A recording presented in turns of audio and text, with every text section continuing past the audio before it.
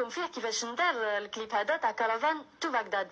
حميد بارودي اللي جوز 10 سنين مع ديسيدنتان اللي فيهم 4 ألمان، واحد مغربي كان مع المشاهب وفيهم واحد ديري. كانوا يدوا الغناء من المغرب من الجروب المشاهب الرصاد ويديروا لهم تعديلات جدد.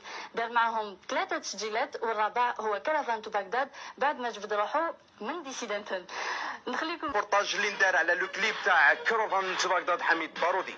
هذا الكليب هذا الروبورتاج جابتو ريم ذات الصوت الناعم وذات الحقل الحكيم تاع القناه الثالثه اللوكال روك. من هذا كنجوز لحاجه واحده اخرى، شوفوا سال الحوايج اللي عجبوكم نتوما ثاني ما خلاصوش. الميغ كليب اللي جاز في بلاد ميوزيك هو كرفان تو بغداد اللي دارو حميد بارودي. صح جا في المرتبه الزوجه في الكلاسمون تاع العام، بصح هو الميغ كليب. كي جا حميد بارودي المره اللي فاتت عطلنا كلمه خاطر رجال وصحاب الكلمه، قالنا غير نلحق الالمان نبعث لكم ريبورتاج اللي نوري لكم فيه كيفاش ندار الكليب هذا تاع كرفان تو بغداد.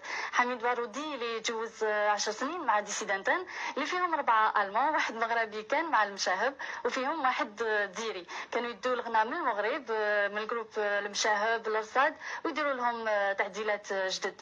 دار معهم 3 تسجيلات والرابع هو كرفان تو بغداد بعد ما جبد روحه من ديسيدنتال.